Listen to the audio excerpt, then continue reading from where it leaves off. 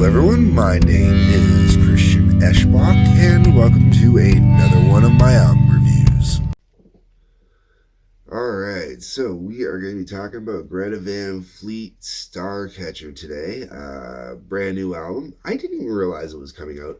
I really miss the old days where you knew when new albums were coming out well in advance, when you could go out and pick up a copy of, Hit Parader or something like that, and you can find out what albums were coming out when, or just go to your local music store and find out what albums are coming out then when. Like, it seems like they put a lot more effort into promoting albums back in the day than they do now. Oh, wait, that's right, because the music industry killed album sales. Okay, go ahead anyways, moving on. So, the reason why I get into this is, okay, so Greta Van Fleet. We all know what the big comparison always is, and I'm even going to use that comparison as I do this review, but let's be very clear. That comparison when I use it today isn't I'm comparing that they always sound like that when they play blah, blah, blah, blah, blah. Greta Van Fleet has definitely developed their own unique individual sound, and this album, I know this album review isn't going to go down well with a lot of people. When I found this album, I was really excited because I really loved the Battle at the Garden's Gate, or the Battle at Garden's Gate. I thought it was a fantastic album. It was well paced, well layered. You had a bunch of different vibes going on throughout it. And then it ends with the beautiful, amazing The Weight of Dreams, which is just fantastic. Like, I think The Weight of Dreams, was like, to me, was the best song on that album, but I love a huge epic song. The thing is, and just noticed that was uneven. The thing is, this album basically picks up at The Weight of Dreams. Musically, that's how it sounds to me. It sounds like it picks up right at that point, and it kind of locks in on the second half of that song and just stays there. Like, there's definitely some different music variations and stuff like that. But because I'm going to mention this a lot throughout here, and because I'm mentioning it right now, I'm going to try and not mention it a lot throughout here. Which means I'm going to downplay a lot of these songs. Where I'm going at is there's a very specific sound the guitar uses. Very specific tone it starts using. And it's very rarely fluctuates throughout this album. And when it does fluctuate, you notice it. It's great. It's fantastic. It makes a huge difference right away. But it honestly doesn't fluctuate that much to the point where it's a little bit annoying. And the same thing with the vocals. What is it?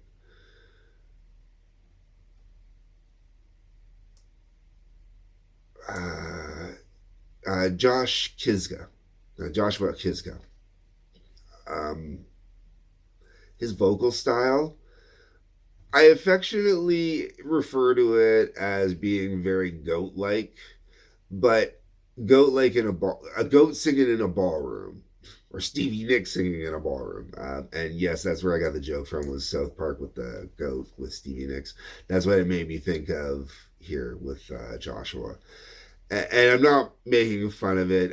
He's got an amazing voice. I really, really like it. But this album doesn't showcase his range. All it does is keep him up in these highs most of the time. And, all right, you know what? Let's just get into the songs, okay? So, everything I just said, that's you notice it right off the bat here on Fate of the Faithful, okay? And it is a great way to start the album. I really love it. The drumming on this is fun too. The drums, I don't talk much about the drums and the bass throughout this album because the drums and the bass are solid, and anything that the drums and bass are affected by basically falls under the sound of how everything else is affected.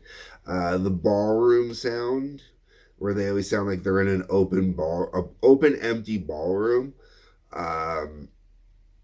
or a hall. It's just an effect button called hall. Uh, it's okay. It gets a little.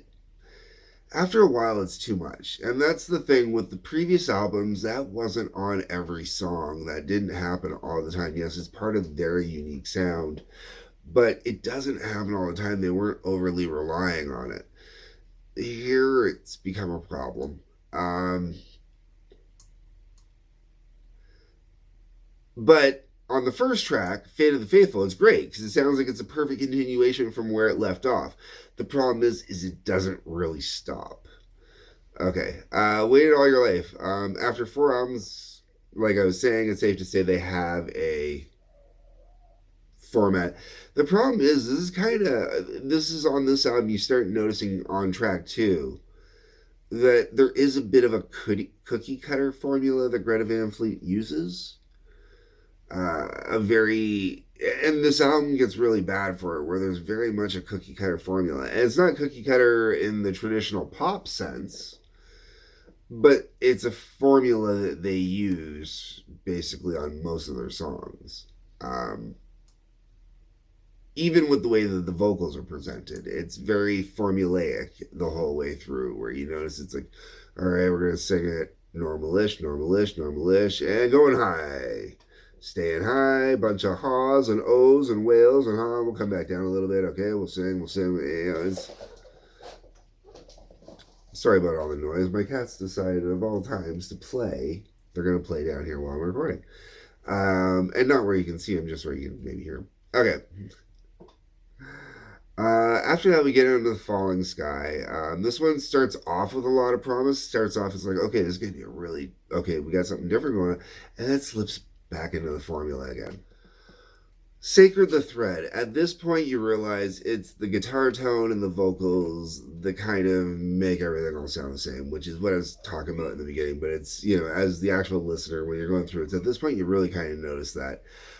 Even when they're playing something different, even when the notation is fluctuating, the chord progressions are different, the rhythms are different, it still sounds the same because of the tone.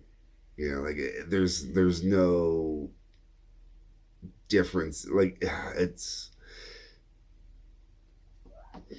like I said, it's formulaic. Then you got Runway Blue. This one is 1 minute and 17 seconds, and it's probably one of the more interesting songs on the album. It has some intensity to it. It has some speed to it. It actually sounds a little bit different than a lot of the other album. The fact that it's so fast and so quick really kind of helps. And most of the songs on this album, they're not even that long, really. I'd say the average song on the album is probably maybe a little over 4 minutes. Not much over 4 minutes here. I'm just checking right now on the screen. Yeah, maybe 4:15 we'll say is about the average, only because this one song at 1 minute and 17 really brings down the time we're like. But every song, even at 4:15, even at 4.5 minutes, not every song has to sound grandiose and epic. And that's why Runway Blue works so great on here. And it's a shame that they don't have more like that on here. Moving on, we got the Indigo Streak. This one is interesting and it is cool. It does have some different sound to it. But it does get lost in the overall because it does continue with a lot of Joshua's vocals are the exact same throughout this whole entire album. He doesn't fluctuate. He's either up in his falsettos the whole time, or he's just kind of doing the goat thing. Sorry, and I'm not trying to be, once again, I say that with all due respect. I love the way he sings. It's just all right. I'm gonna move on to the next one. Frozen Light. Okay, so the large empty ballroom. Okay, I mentioned in the very beginning that Zeppelin comparisons, there's the cat.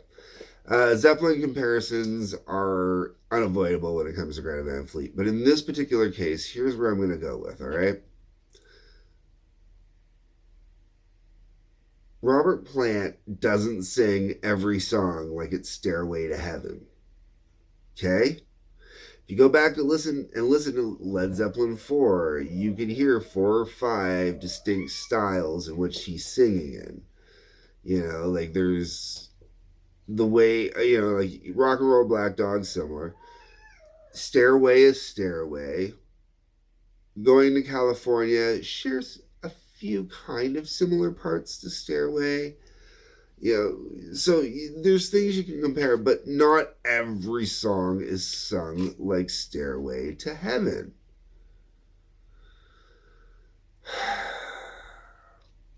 This is where Joshua needs to variate here, is he sings every song like he's singing,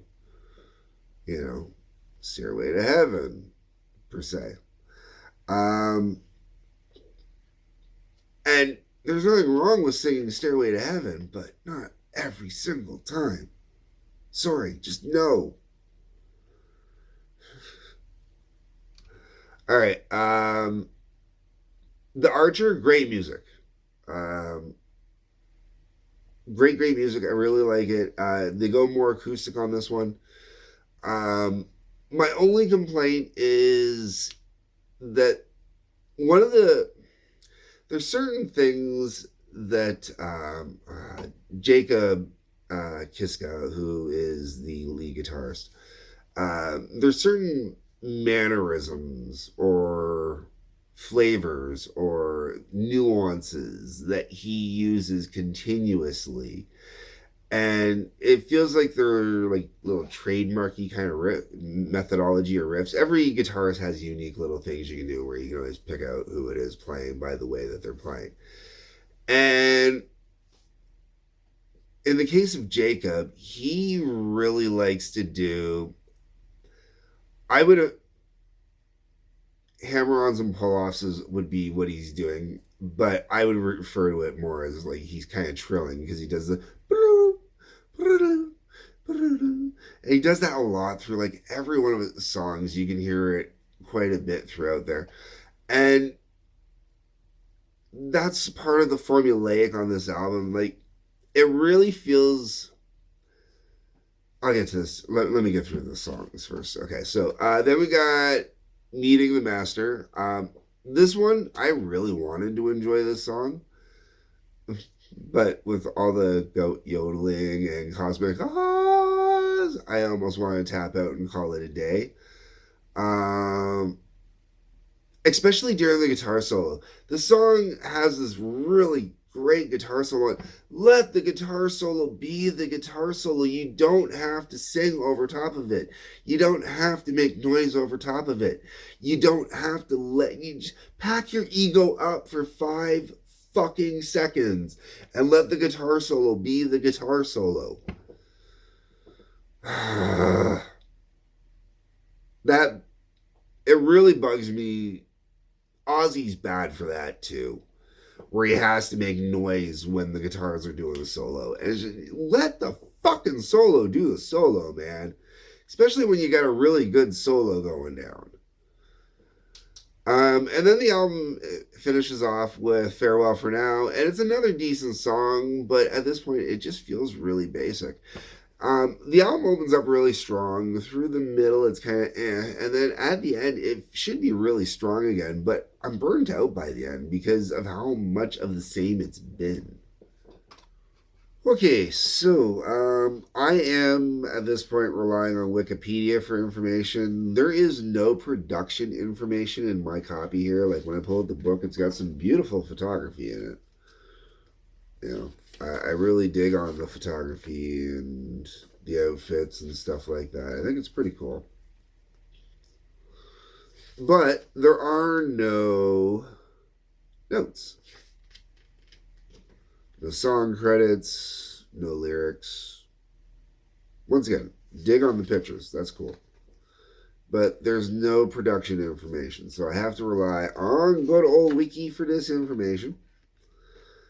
Um, Now, Dave Cobb is listed as production. I don't know if that means he was a producer or co-producer, or if he just did the overall production on the album. I'm going to refer to him as the producer, as he did the production.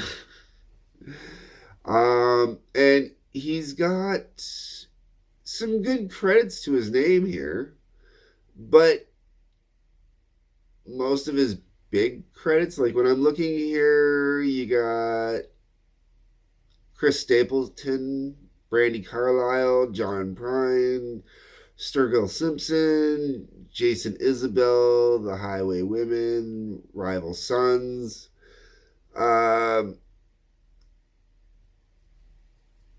He's also a contributor to the Stars Born soundtrack and produced Always Remember Us This Way for Lady Gaga. So he's definitely got production cred, but most of his production cred is country. I mean, and he's even Nashville, Tennessee based. And I'm looking through, and yeah, like, oh, he did Sammy Hagar in the Circle. So he's got a little rock under there at least. But yeah, a little, most of it here is definitely, it looks like for the most part, country. And I wouldn't say that that shows up on this album at all. But I do think that as the producer, he should have put his foot down a little bit with the band and said, yo, we need to kind of variate this a little bit. The problem with that is country doesn't do that either. Country is very formulaic, 100% formulaic.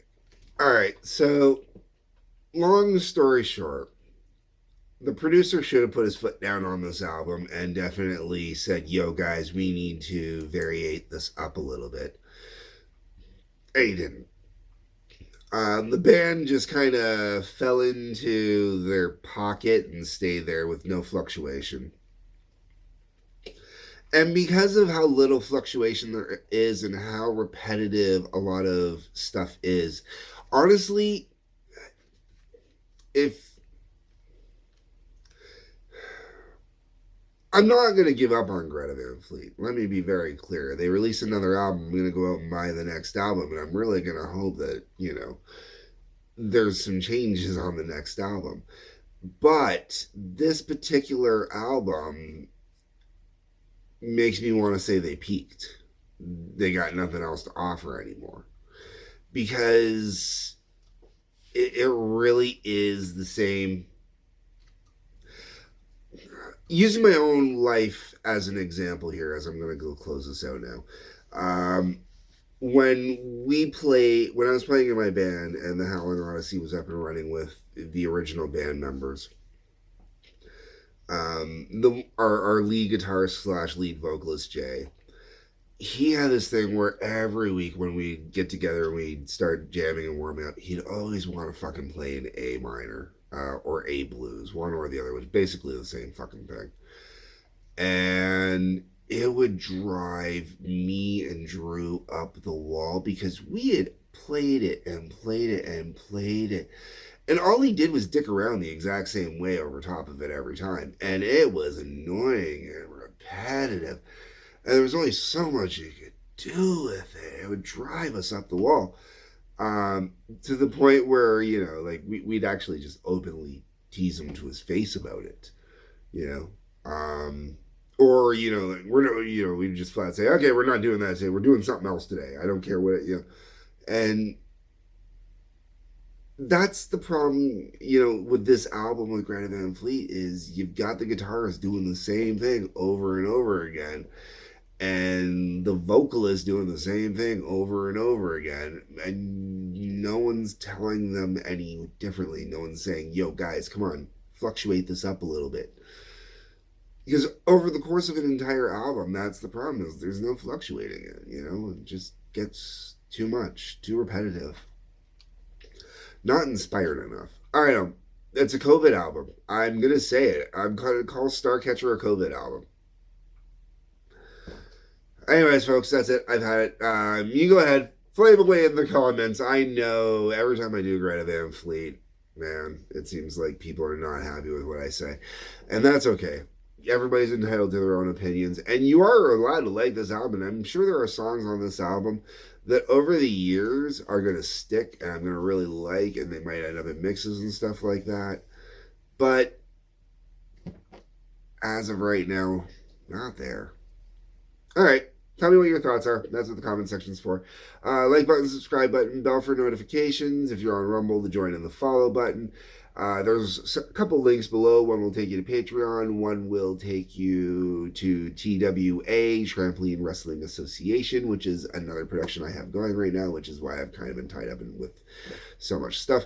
Anyways, folks, peace, love, take care.